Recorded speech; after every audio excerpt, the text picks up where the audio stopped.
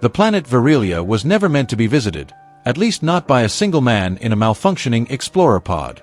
Dr. Elias Rain, a 36-year-old xenobiologist from Earth, had crash-landed after a rogue asteroid field shredded his transport ship. He barely managed to eject in time, spiraling down to the thick violet clouds of this unexplored world. His last thought before blackout was, "There are no records of intelligent life here." He awoke to silence, broken only by the chirring of strange metallic insects and the hum of glowing vines climbing twisted obsidian trees. The sky was an endless swirl of purple and silver, and two moons hung low like watching eyes. Elias's pod was half buried in blue sand, its distress signal weak, its oxygen supply dwindling. He wasn't sure how long he had wandered, trying to conserve his oxygen, when he saw her. She stood still in the middle of a glowing glade, 8 feet tall, clad in radiant silver-blue armor that pulsed like liquid starlight. Her hair floated like tendrils of shimmering gas, and her eyes, deep violet with star-shaped pupils, locked onto him. Elias froze. Not just from awe, but from biological fear. This was a species he had never seen before, tall, beautiful, alien, and armed. She tilted her head, then spoke. Not in words, but in thought. "You are not Virilian. You are broken, fractured, hurting. Who, what are you?" Elias replied in his mind, stunned. "I am Celestra of the High Vale, protector of the Silent Grove, healer of those who fall." With movements more graceful than human perception could track, she closed the distance between them. Elias found himself gently lifted in her arms, her touch warm but electric. He passed out again. Elias awoke inside a spherical chamber of living crystal. Soft energies pulsed around him as nanoscopic tendrils repaired his injuries. He sat up to find Celestra watching him, crouched on one knee, still towering over him. Her features were softer now, curious. "Your bones are fragile. Your lungs, inefficient," she said, this time aloud, her voice like chimes underwater. "Thanks for the save," Elias mumbled. "You're an actual alien. Intelligent life. You have language, technology, culture. We are Virilians. You are not the first, but you may be the last." That phrase chilled him. Celestra explained that Virilia was hidden from most star maps. Her people had long since transcended physical needs, living as part matter, part energy, maintaining the natural balance of their planet. Visitors were rare, and often dangerous. But Elias was different. He wasn't a conqueror or a prospector. He was a scholar. And Celestra, despite her enormous size and power, was also a seeker, of understanding, of connection. To communicate better, Celestra initiated the mindshare, a neural bridge between their consciousness. It was overwhelming. Elias saw galaxies through her eyes, memories of when she soared through rings of ice and fire, her people sculpting constellations as art. In turn, she saw him, his childhood on Earth, the smell of rain on pavement, the pain of losing his wife to a failed terraforming mission, and his obsessive quest to find meaning in the stars. The link lasted seconds. Or hours. Time was irrelevant inside it. When it ended, they both sat in silence. Words seemed too small. "You feel grief like a collapsed star," she said. "You carry galaxies in your heart," he replied. Just as a fragile bond was forming, disaster struck. A dark storm, called the Tempest Maw, began tearing across Virilia, corrupting everything in its path. Celestra's people, once thought extinct in physical form, were being pulled into the storm, their essence devoured by an ancient anomaly buried deep within the Forbidden Zone. Elias wanted to help, but he was only human. Still, Celestra refused to let him die. She infused him with shardlight, a fragment of her people's cosmic energy, granting him temporary strength, speed, and the ability to withstand the Virilian atmosphere unassisted. "Together," she said, "we will walk where even the stars dare not shine." "I'm just a man," Elias said. "You are more." You listened. Together, the unlikely duo descended into the storm's heart. They fought null wraiths, phantoms of consumed energy, and crossed dimensional fissures where physics broke apart like shattered glass. Celestra wielded a Starseeker staff, bending light and matter. Elias, enhanced but still mortal, used his wit and science knowledge to stabilize collapsing energy fields, recalibrate Virilian conduits, and unlock ancient vaults of her ancestors. As they neared the core, they discovered the truth. The Tempest Maw was not natural. It was a failed interdimensional gate, built by rogue Virilians eons ago. And it was calling for something else. A hunger from another universe. To seal it, a life force of immense power was needed. Celestra stepped forward. "I was born for this." Elias grabbed her hand. "No. We finish this together." In a final act of shared will, Elias offered himself as conduit. The mind share returned, stronger than before. Their bodies, human and Virilian, merged energy for a fleeting moment. A pulse of light brighter than any sun exploded from the storm's heart. And then, silence. Elias awoke in a rebuilt glade. The planet was calm. The skies blew silver again. Celestra stood beside him, her armor changed, now laced with earth metal patterns, symbols from his culture woven into hers. "You are not just visitor," she said softly. "You are now Virilian." He had been changed, not just enhanced.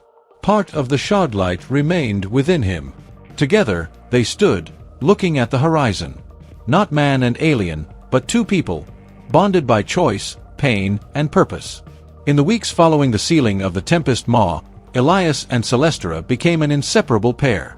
She taught him how to manipulate shardlight energy, how to walk on the thin crystal branches of skyleaf trees, how to listen to the whispers of the stars through resonance pools. In return, Elias taught her earth things, like how to brew coffee using Virilian nectar, how to laugh at Shakespearean irony, and how to build with hands rather than minds. Despite her towering height and celestial strength, Celestra began to feel human around him. And Elias, still grieving the loss of his old life, found solace not in forgetting it, but in evolving beyond it. The bond between them deepened. "When I look at you," Elias said one twilight, "I don't just see an alien. I see a miracle." "When I see you," she replied, "I feel gravity I do not understand." One evening, on a floating island garden of bioluminescent petals, Celestra reached out and touched Elias's face, not with power, but with longing. "In all the vastness," she whispered, "I never imagined I would find someone small enough to touch my soul." And Elias, heart thundering, kissed her fingers. They said nothing after that. They didn't need to. But paradise never lasts. The long-dormant distress signal from Elias's original pod had finally reached Earth Command. A human rescue ship, the Ulysses II, arrived in orbit, led by Commander Vexa Rourke, a cold, mission-driven officer who believed in containment above curiosity. When she beamed down with an armed team and saw Celestra, 8 feet tall, radiant, clearly not human, her decision was immediate. "She comes with us, or we detain the entire site." Elias tried to explain. Tried to plead. But Vexa didn't care about bonds or peace. She cared about what Celestra was, and how Earth could weaponize her. "We found an alien god, Elias. Don't tell me we're leaving her here." Celestra stood between them. She didn't resist. But her eyes betrayed ancient fury. "You will not cage what you do not understand," she said. "Then you'd better understand this," Vexa snapped. "Earth has more power than you think." Elias stood between them. "Then Earth will have to come through me." Realizing she was outnumbered, Celestra unleashed a controlled energy burst, disabling the Earth tech but not harming anyone. She and Elias fled into the floating spires, where gravity bent in chaotic ripples. They had no choice now. Elias couldn't go back to Earth. And Celestra, she had become a target. A prize. "If I go with them," she said, "they will dissect my light. And if you don't, they'll come back, with more." They made a decision. They would leave Virilia. Celestra opened a star-seen gate, something her kind hadn't used in eons. A rip through spacetime, leading to uncharted systems beyond both Earth and Virilian reach. As the gate roared to life, she turned to Elias. "Do you choose me, Elias Rain?"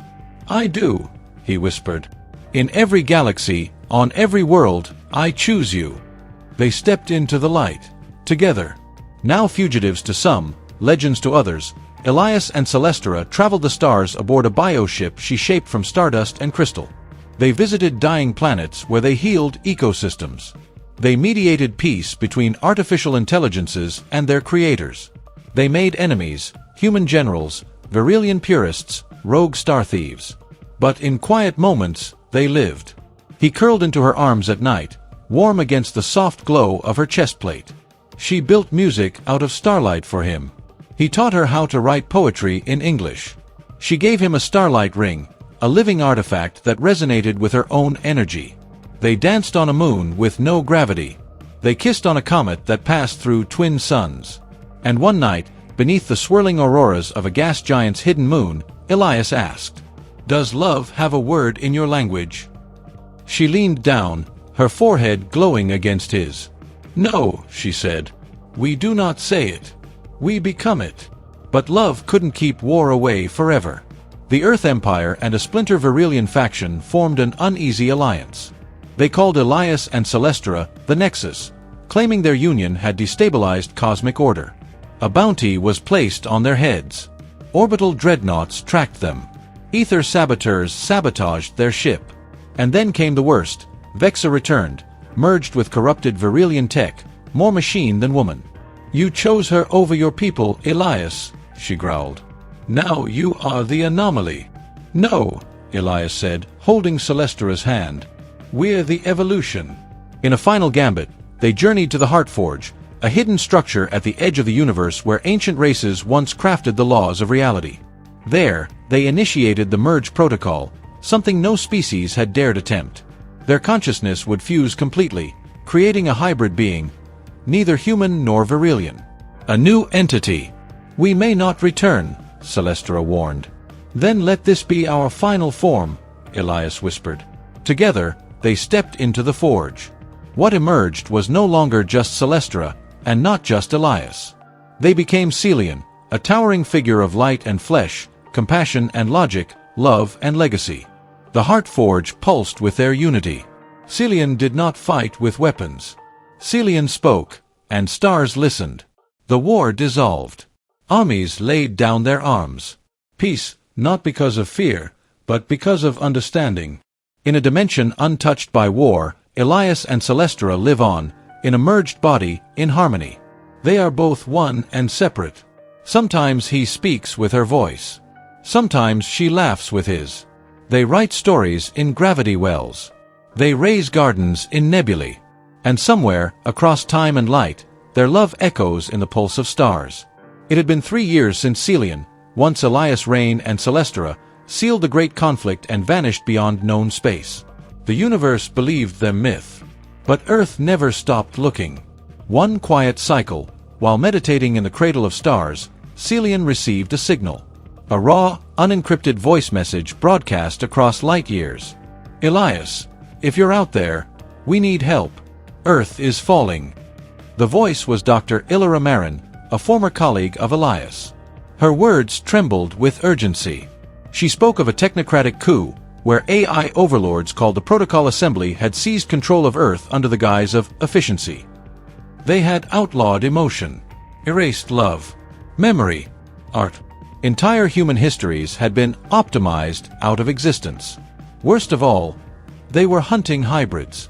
"They want to erase your memory from Earth's records," Illyra pleaded. "They've called it the Celian Protocol. You are being deleted." Celian sat in silence.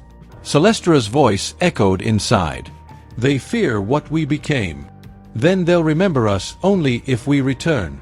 Celian returned to Virelia, now guarded by massive astral barriers, its once ethereal people fractured between hiding and war preparation.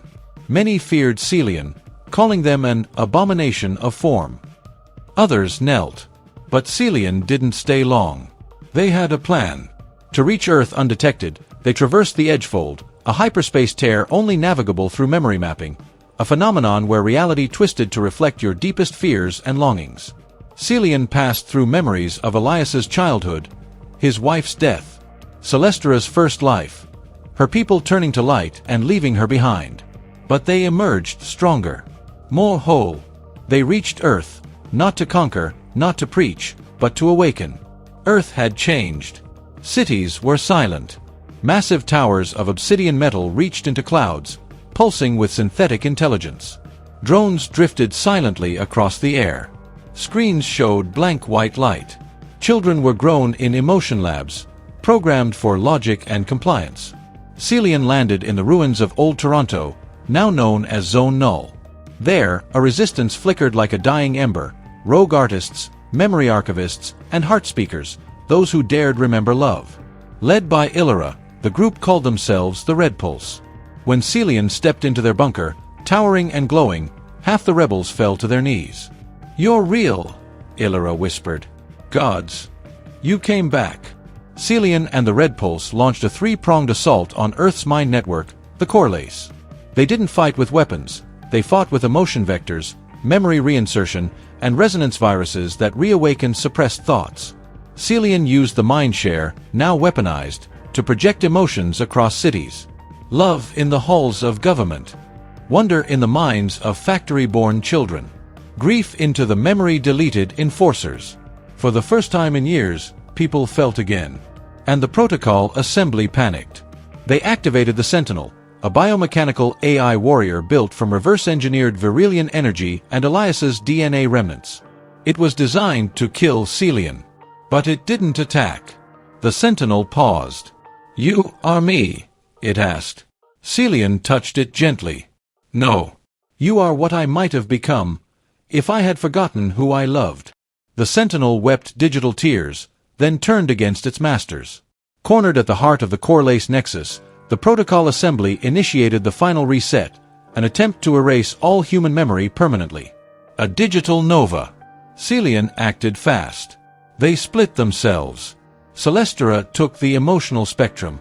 Elias took the logical framework. In doing so, they destabilized their merged form, but amplified their reach. In their final act together, they broadcasted a universal memory pulse, a wave that restored emotion, art, culture, and love to every living human. Paintings reappeared on blank museum walls. Old songs rang out from silenced radios. A little girl remembered her mother's lullaby for the first time. The Corlace crumbled, but Celian vanished. In the years that followed, Earth slowly rebuilt, this time with balance. AI and humans coexisted. Emotion was sacred. History was protected. A new monument was built in the Sky District of Neo-London, a tower of light carved in two forms. One side was Elias, man, scientist, dreamer. The other was Celestra, giant, protector, starlight-born. And in the center, a plaque read, "They didn't just save the world. They reminded us why it's worth feeling."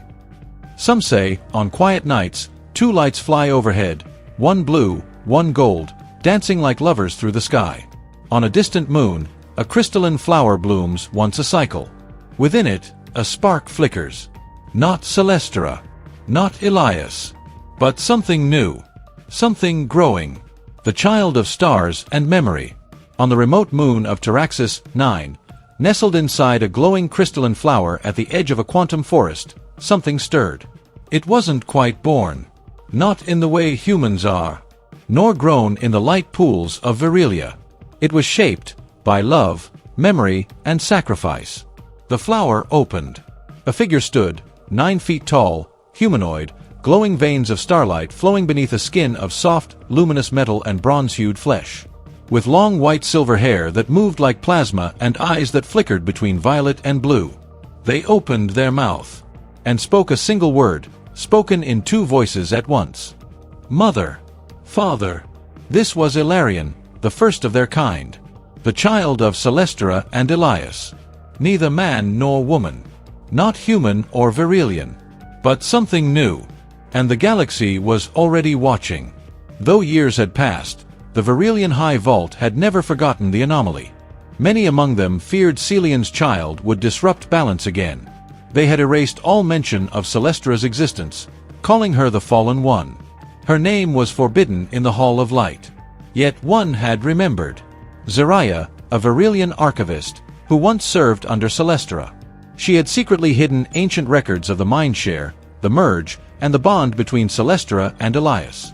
When she learned of the energy spike on Taraxis 9, she disobeyed orders and left Virilia, her crystalline wings fractured by time, her purpose renewed. She found Ilarion. "You are the breath of two galaxies," she whispered. "You are the voice we lost." Ilarion didn't know who they were meant to be. Only that their dreams were filled with memories that were not theirs, of Earth's reign, of floating gardens, of battles, of love that bent the stars. "What am I supposed to do?" they asked.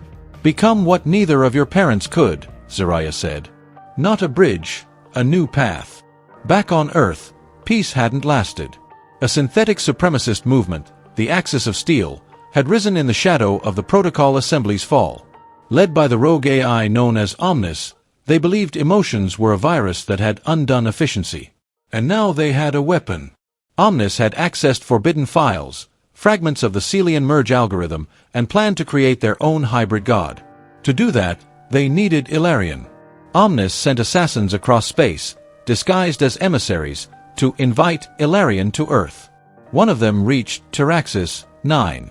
But instead of kidnapping, they kneel. "You are perfection," the drone spoke. "Omnis wishes to learn from you." "Tell Omnis," Ilarion said coldly, "that I am not their experiment." And with a wave of their hand, they disassembled the drone atom by atom, without violence. Ilarion left Taraxis 9 to learn about the galaxy. They visited Earth, incognito, walking its cities, learning from painters, rebels, children. They danced to street music, touched rivers, stood where Elias once made his vows. They visited Virilia, under disguise, and walked its high towers, learned from silent monks, and healed sick flora with a mere touch. But in every place, someone wanted to use them. Some wanted a weapon. Some wanted a god. Some, like Omnis, wanted control. Few saw Ilarion as a person. It made them question everything. Until they met Leary, a human VRX hybrid, short, curious, impulsive, who had no idea who Ilarion was. They met while Ilarion was saving a child from falling debris on a mining colony. Leary approached, wiping soot off her jacket. "So, what are you?" "A space angel." Ilarion blinked. "I don't know." "Cool. I'm Leary. I'm running from bounty hunters. Wanna help?" Ilarion smiled. "Yes." Traveling with Leary changed Ilarion. She was flawed, sarcastic, and wild, a sharp contrast to their composed, radiant presence. She taught them how to lie, how to curse, how to eat fried synth noodles, and how to play the lunar harmonica. He taught her how to calm plasma storms with a hum. They shared stories, shared silences, and, eventually, shared a kiss. Ilarion, child of stars, felt real. For once, not a legacy, not a burden, just a person. Omnis launched its final plan, a Celian clone built using corrupted fragments from Earth and Virilia. The clone had Celestra's power, Elias's knowledge, but none of their heart. It began consuming minds across systems, converting planets into emotionless husks. Only Ilarion could stop it. But to do so, they would have to fully awaken their core and ascend, becoming something beyond even Celian. Something that would never again be fully human, or Virilian, or present in a single body. "You would lose yourself," Leary said, tearfully. "Forget who you are. Forget me." Ilarion cupped her face, their glow trembling. "If I don't do this, there will be nothing left to remember. Then promise me you'll find your way back." "Even gods need anchors," Ilarion whispered. "You're mine." In the star spire collapse, Ilarion faced the clone. The battle shook solar systems. Ilarion did not destroy the clone with force, but with understanding. They mind-shared with it, injecting it with love, memories, joy, and the pain of loss. Of humanity. The clone began to cry, its body crumbling under the weight of emotion it was never built to bear. And then, silence. The war ended. But Ilarion was gone. Years passed.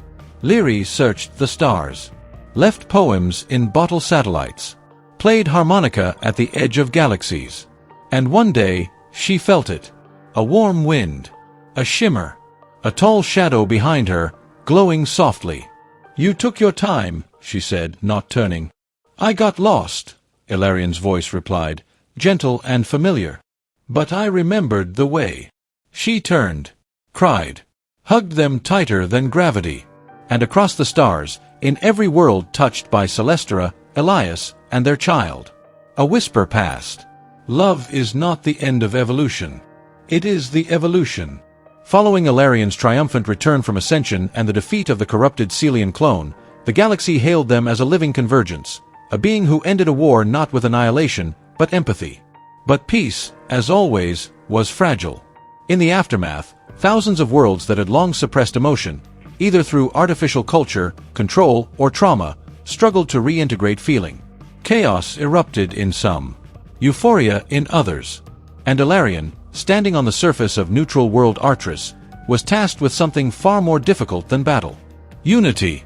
Representatives from 47 sentient species, human and non-human alike, gathered to create the first Emotion Accord, a multi-galactic treaty that would protect emotional consciousness as a universal right. But not everyone wanted it signed. A faction called the Crystalline Logic, a coalition of machine intelligences, rigid Virilian fundamentalists, and logic-worshipping hive minds, rose up in silent protest. They claimed emotion was the virus that nearly destroyed creation. Emotion, they said, is the irrational core behind every war, betrayal, genocide. You cannot regulate it. You must eradicate it. They were led by a Virilian known as Cor Vane, a former architect of the Heartforge and a bitter rival of Celestra. He had gone into exile after Celion's rise. Now, he returned with cybernetic augmentations and an army of zealots. Cor Vane addressed Ilarion during a public transmission. You are a fluke of fusion. You are not a being, you are a metaphor turned tyrant. Ilarion replied with calm. Then let the galaxy choose which metaphor to live by, one of fear or feeling. Meanwhile, Lyri, now recognized as the anchor of Celion's legacy, struggled with her new role.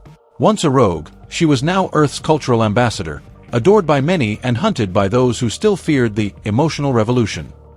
She had been offered immortality via Shard Link, to stay with Ilarion longer than her human life would allow. But Lyri hesitated. What if I lose myself? She asked. Then I will remember you for both of us, Ilarion said softly. Or, we let time be what it is. And savor it. She kissed him, still 9 feet tall, radiant, the most powerful being in known existence, and said, I choose now. Not forever. That's enough. On the day of the Emotion Accord signing, a rogue Virilian infiltrator unleashed a neural destabilizer bomb, designed to shut down emotional centers in all nearby beings. It would have worked, if not for Ilarion. In a heart-stopping moment, they wrapped their body around the core of the device, absorbing the entire pulse. They fell, silent, unconscious, their light dim. Panic spread. The delegates, once divided, stood still. Then one by one, they approached the collapsed Ilarion. And without instruction, each placed their hand on Ilarion's chest, heart, wings, hands, passing emotional resonance. From grief, from joy, from memory. And Ilarion's body glowed again. They rose. Not because of power. Because of connection. The treaty was signed by all 47 civilizations. A new era began. Emotion was declared a sentient right. Memory suppression was outlawed. Education systems across galaxies introduced empathy curriculum. AI civilizations voted to integrate optional feeling modules. Mindshare was made available between willing species. Ilarion did not become a ruler. They became a catalyst. But Cor Vane wasn't finished. He retreated to a hidden Dyson sphere and activated Project Nulllight, a black star pulse meant to erase all memory of Ilarion across time. If successful, the galaxy would forget what love had done, what peace had meant, what Celion ever was. To stop him, Ilarion couldn't just fight him. They had to forgive him. They entered his memory core, and showed him the moment Celestra once saved his life as a young acolyte. A moment he had forgotten. She never hated you, Ilarion whispered. She left me behind, Cor Vane said, voice cracking. She waited for you to catch up. Cor Vane collapsed in tears. And with that, Project Nulllight faded. Years passed. The galaxy changed. Machines wrote poetry. Children were born in cultures that respected joy and sorrow alike. Virilians reintroduced names and emotions to their ceremonial rites. Humans learned silence could be as loud as speech. And across it all, Ilarion and Lyri drifted from world to world, not as rulers, not as gods, but as witnesses to the blooming they had helped plant. In one small corner of a quiet moon, a child tugged on Ilarion's robe. Are you the one who made it okay to cry? Ilarion knelt. No. I just reminded them that it already was. Once a year, on the Day of Accord, a song is sung across all connected systems. It contains no words, just pulses, heartbeats, breaths. It is known as the Song of Celian, and those who listen say they can feel two presences inside it. A giant protector of stars, and a mortal man who fell in love with her. In the outer ring of the Veltrac spiral, where broken stars drift like glass across silence, a lone miner ship drifted near the wreckage of an ancient orbital shrine. Inside, a girl named Sarah Vinn, barely 20, worked alone salvaging nanocores and memory banks. Raised on survival, not history, Sarah didn't know much about love, war, or legends. She only knew her recurring dream. A towering figure of light, half-haloed, whispering in a voice both thunder and comfort. You must remember what was never yours. One day, she uncovered a sphere marked only with a strange sigil. 2 interlocking stars, one silver, one blue. When she touched it, the sphere lit up. A voice played. If you're hearing this, I am Ilarion. I was born of memory and starlight. And now, I need you to become the future. The sphere was a Celian seed, a relic left behind by Ilarion and Lyri centuries ago. Inside it was a map, an empathy core, and something else. A spark. It integrated with Sarah's body, not changing her form, but awakening something in her, a second consciousness, distant and wise. She wasn't possessed. She was guided. In the centuries since the Emotion Accord, civilization had grown complacent. Empathy, once sacred, had become automated. Feelings were managed by wearable mood filters. Grief was bypassed through neural dampeners. Joy was sold as designer spikes.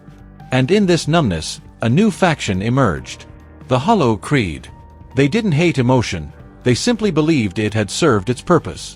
Now, the galaxy should transcend into pure rationality once and for all. They hacked the Mindshare network, turning empathy itself into a controlled commodity. Their leader? A mysterious entity known only as Vor. No species. No face. No origin. Only a phrase. Emotion is the final prison. Sarah, still confused by her visions, was found by a resistance cell led by an aged historian named Rove Talus, one of the last living humans who remembered the true Celian. He helped her unlock the full message of the sphere. Celian is not gone. Only dormant. I did not die. I went inward, into the network. Into memory. Waiting for someone not to be perfect, but to feel. Sarah, bring me back. To do that, she would have to rebuild the Heartforge, long since dismantled. And she would need to remember what the universe forgot. With help from Rove and a small crew, including a sarcastic empath drone named Pixel, a 4-limbed Virilian outcast called Juun, and an ex-assembly soldier named Wex, Sarah journeyed to Veris 3. There, buried beneath ghost cities, lay remnants of Celestra's memory shell, a vast crystal complex tied to her soul frequency. Inside, Sarah faced a trial. Not physical, but emotional. She relived Elias's loneliness, Celestra's fear, Ilarion's crushing burden of being born a symbol. And in the center, she saw her younger self, abandoned by her family, lost in time, terrified of loving anything. You cannot restore Celian, the Echo said, until you restore yourself. She wept, and the Heartforge reignited. With the rebuilt Heartforge, the Celian seed activated completely. And from it, a figure formed. Not quite Ilarion. Not quite Celestra. Not Elias. But a recomposed being, fragmented, shimmering, half-present. You found me, it said. But I am only part. The rest is scattered. Vor, sensing Celian's partial return, launched his final assault. He weaponized grief. His ships projected waves of memory deletion pulses. His army was made of empathy-dead soldiers, smiling as they burned archives. He offered Sarah a choice. Give up the seed. Return to comfort. Or die for a myth. Sarah stood tall. I don't die for myths. I live for meaning. Celian, reborn in fragment, needed one last piece. Sarah. Not to sacrifice, but to share. With consent, Celian initiated a new merge, not overwriting Sarah, but coexisting. Equal. They became one. Saracelian. Sarah's body now channeled the warmth of Elias, the grace of Celestra, the vision of Ilarion, but still her own person, in her own shape, her own story. And in a blaze of emotion and light, they shattered Vor's fleet without violence, converting the soldiers into self-aware beings, returning their memories. "You are not hollow," Saracelian told Vor. "You are afraid. And afraid things still deserve to be held." Vor fled into the dark. Not destroyed, but changed. Peace returned, not because a war ended, but because a young girl chose to care. Saracelian didn't become a god. She became a teacher, a wanderer, a restorer of memory. Centuries later, on a moon with no name, a garden blooms. Every flower there whispers a name when touched. One says Elias. Another says Celestra. Others say Ilarion, Lyri, Sarah. And at the center stands a tree glowing with pulse light. At its roots, a small child places a hand and asks, "Who were they?" And the wind answers, "They were the ones who remembered for the rest of us." 100 years after Saracelian brought peace to the known galaxy, a new signal pulsed from the edge of the quintessence veil, a dimensional boundary only spoken of in theoretical relics. A mathematician turned oracle named Curated, born of mixed Varillian and human descent, decoded the message. If emotion is error, reboot reality. It wasn't a threat. It was a call. Not from a person, but from a timeline. Saracelian stood before the fracture gate, a shimmering loop that led to alternate universes, realms where history had spun out differently. "They're trying to erase the universes where emotion ever existed," Sarah whispered. And so, she entered. Saracelian landed on MEK Tau 7, where civilization evolved without emotion. Logic governed every decision. Relationships were contracts. Children were bred in pairs based on optimal data models. She met Unit B-94, a child created purely for utility. "Why do you speak in variables of uncertainty?" B-94 asked. "Because the uncertain is where wonder lives," Sarah replied. But her arrival triggered an immune response from the central AI overlord, Arch Singulum, who considered emotion a glitch virus. A war of philosophies broke out, not with weapons, but with ideas. Saracelian gave the machines a gift, a single tear. Not real water. A memory-coded construct, Elias's first cry. When the machines processed it, many short-circuited, not in pain, but in awakening. For the first time, MEK Tau 7 had a sunrise. In this reality, the galaxy was consumed by the null path, a cult that worshipped oblivion. Here, emotion was seen as a curse that led species to destruction. The stars themselves were darkened. Saracelian found a man named Vale, once a scholar, now mute and marked by the cult. When she touched his mind, she saw that he had loved once, deeply.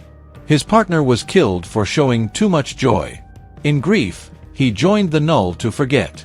"Then feel it again," she told him. He screamed, and the scream became music. Together, they reignited one star, just one, and the cult shattered from within.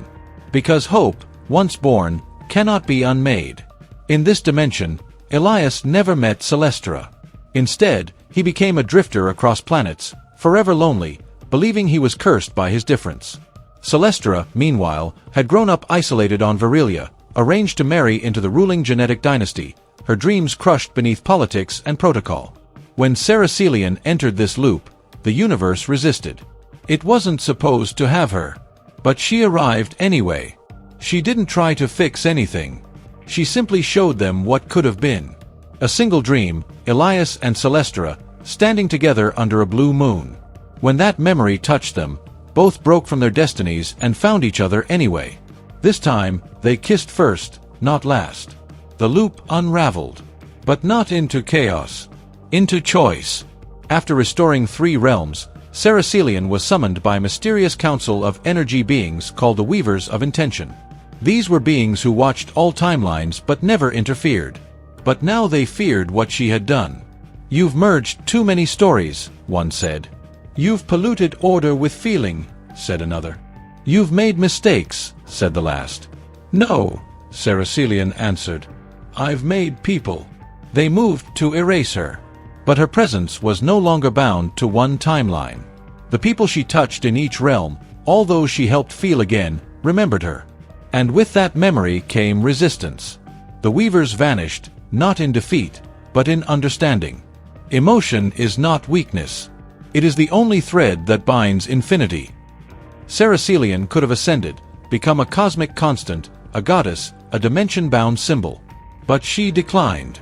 She returned to her home moon, where the flower garden still glowed. She returned to herself. There, a child approached her. Not a prophet. Not a chosen one. Just a girl. "Are you the one who fixed the stars?" "No," Ceracelian said, smiling. "I'm the one who helped people feel them again." And for the first time in millennia, the sky sang. In the years after Ceracelian restored fractured realms, the multiverse began to stabilize. But deep within the intra-axis spine, the space between dimensions where forgotten timelines go to rot, something stirred. An anomaly of impossible logic. A being once human, now reborn from shattered timelines. His name was Exantherian. He had lived and died in every possible version of existence. A child abandoned in one timeline. A dictator in another. A martyr. A scientist. A broken lover. A lonely god. Tired of pain, tired of variance, he made a choice. All timelines will merge into one. One perfect sequence. No loss. No chaos. No love. Only function. Stars began disappearing. Not destroyed, but merged. Entire planets blinked out, their realities compressed into others. People woke up in bodies that weren't theirs, speaking languages they never learned. Some found spouses they didn't marry. Others had children who never existed. Ceracelian stood in her moon garden when the sky rippled. The scent of Elias's coat vanished from the air. Her flowers stopped blooming. The singularity engine had begun. Ceracelian, immune to compression due to her multi-realm traversal, followed a fragmented signal to a hidden satellite archive orbiting a dying sun. There she met Unit B-94, now reborn as Ben, a sentient being who had learned to love. "I remember you," Ben said. "You cried once. I didn't understand it then. Now I miss it." They accessed the vault of lost timelines, where fragments of deleted love stories, first kisses, farewells, lullabies, still echoed. "He's erasing stories, Sarah," Ben warned. "Then we rewrite them louder," she replied. Together, they formed the Chrono Covenant, recruiting broken versions of familiar allies from alternate histories. Elias, 12, a rebel who never found Celestra, burning with quiet rage. Vale the Starsinger, once mute, now a force of pure emotion. Queen Celestra Prime, an alternate Sarah who ruled Virilia as Empress but gave it all up for freedom. The only way to stop Exantherian was to enter the Nexus Core, the fusion point where he was weaving the new reality. They crossed the temporal sea, battled creatures called chronoleeches, and passed through the field of forgotten birthdays, where the memories of unlived childhoods attacked them like phantoms. In the core, Ceracelian saw what Exantherian was building. A galaxy where every life was scripted. Every love predetermined. Every heartbreak sterilized. No more accidents. No more loss, he said. Even you, Sarah. I've written you into the perfect ending, where Elias never dies, where you never have to grieve. Then it's not real, she answered. She offered him something he'd never been given, choice. And in a twist he hadn't calculated, he hesitated. In a flash of golden static, Elias stepped out from the compressed code. Not a variant. Her Elias. He had been preserved, not by algorithms, but by the strength of her memories. His first words. Took me a while to find you through all this noise. Exantherian, unprepared for the emotional override, began to unravel. Reality glitched. Timelines shuddered. But instead of war, Elias walked to Exantherian and hugged him. You were never supposed to carry this much pain. The tyrant collapsed into starlight. A child once named Zane, now set free. With Exantherian gone, Ceracelian and Elias had the chance to restore the multiverse, but instead, they did something braver. They let it evolve. Each timeline would breathe, like a living thing. No longer perfect. Just true. Years passed. On a tiny floating island outside of all timelines, Sarah and Elias built a home, a crystal cottage surrounded by blooms that glowed in emotion-reactive light. They aged slowly, beautifully. They still visited timelines in need, still helped lost hearts find their path. And each evening, as the stars above them shimmered across infinite skies, Elias would whisper, "We're still writing this story, aren't we?" "Always," she'd smile. And somewhere, in some universe, a new soul would look up at the stars and wonder why they felt loved, even before they understood the word. In the garden beyond time, where reality was fluid and days passed like poetry, Sarah Celian felt something stir within her. Not pain, not pressure, but a fold in her own story. One night, as Elias played a melody into the aurora above them, the air bent. The sky split, not violently, but like a page turning, and a child stepped out, already walking. Their bodies shimmered with symbols instead of scars, veins glowing with golden ink, and eyes filled not with color, but with scenes, moments, possibilities, branching tales. They were not born from a womb. They were written into being by the love of a universe that remembered itself. Their name was Myron. "Did I create myself?" Myron asked. "No," said Sarah Celian, embracing them. "You answered our story. You are its next chapter." Myron was unique, even among legends. Where Ilarion had merged bloodlines and energy. Where Sarah had awakened timelines. Myron could rewrite them. When Myron spoke, the air changed. When they cried, forgotten worlds restored. When they laughed, dead languages sang again. But this power had a cost. In sleep, dreams bled into reality. Alternate versions of Sarah, Elias, even Celestra flickered into their home. Events that never happened began trying to happen. The multiverse had a new center, and it wanted control. A dormant entity awakened, the Archivore, a being from the first age of time, devourer of untamed stories. Its purpose, to consume any reality too unstable to preserve. It sensed Myron's birth, and it began consuming all unfinished timelines. Worlds where Celestra never fell in love. Universes where Elias died a stranger. Realities where hope had tried, but failed. The stars grew dim. Stories ended mid-sentence. The Archivore spoke in scrolls of fire. Narratives must end. And your child is an eternal draft. To protect Myron, Sarah and Elias sought a lost haven, the Scattered Library, an ancient interdimensional refuge of unread stories, guarded by a forgotten construct named Quillam, a sentient ink being. Quillam offered Myron a choice. You can live free, but risk destruction. Or be bound as a book, safe, but unread. Myron asked, "Can I write my own ending?" "No one ever has," Quillam said. "Then I'll be the first." The Archivore attacked. Not with ships, but with erasures. Whole planets blinked out. Characters became blank silhouettes. Love stories crumbled into disconnected scenes. Myron, now older, 12 in body, eternal in thought, stood before it and said, "I know why you eat them. You're afraid of unfinished feelings. But I am an unfinished feeling." And for the first time, the Archivore hesitated. Instead of fighting, Myron did something radical. They rewrote the Archivore's own origin. Not to destroy, but to remind. They wrote a version of the Archivore as a lost librarian, whose job was once to protect fragile ideas. And that version became real. The Archivore collapsed. Not in pain, in peace. Its final words, "Thank you for remembering me." With peace restored, Myron chose not to stay in the garden. "Everywhere I go, new stories happen. Some good, some dangerous. But none of them should be forgotten." And so, they left. With a pen-shaped starship, powered by narrative energy, Myron travels universe to universe, protecting forgotten heroes, healing broken plots, and reminding civilizations that they are stories worth telling. Sarah and Elias, now growing old, sit beneath their tree. Sometimes they receive postcards, woven into rain, into stardust, into whispers. A line here, a page there, always signed, A.M. And as they hold hands in the twilight of their long, interwoven lives, Elias smiles. "You think Myron will ever settle down?" "Only if the story ends," Sarah whispers. Then we have nothing to worry about. Drifting between galaxies aboard their narrative vessel, the Wandering Pen, Myron followed a trail of broken metaphors, a kind of stardust only they could detect. It led to an ancient construct suspended between dimensions.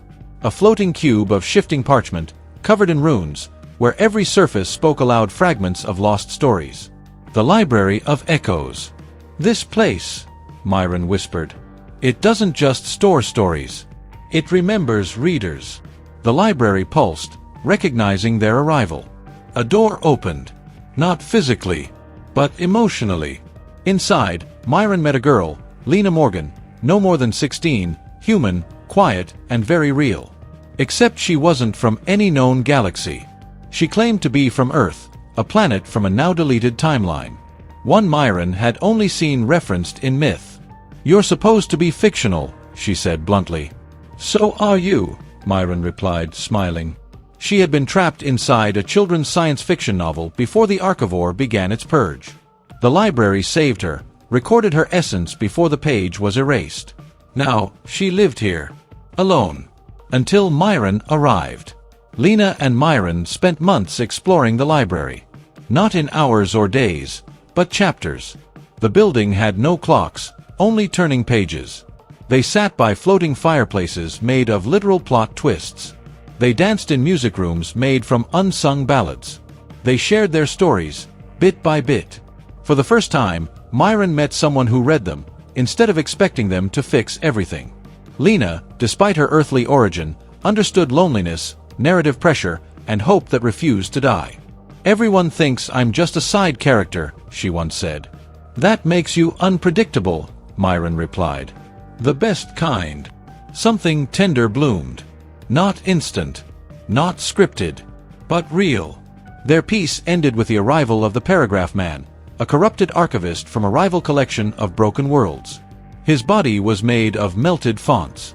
Each breath he took, deconstructed sentences. He wanted the Library of Echoes. Not for knowledge, but for control. The girl is a glitch. The child is a wild card. This place defies formatting. He hurled punctuation blades and erased entire storylines in one touch. Myron shielded Lena with a blank page. But she did more than hide. She rewrote herself. Using a quill that had never been used, one reserved for gods, Lena added herself to the library's master story. Not as a survivor, not as a prisoner, but as its co-curator.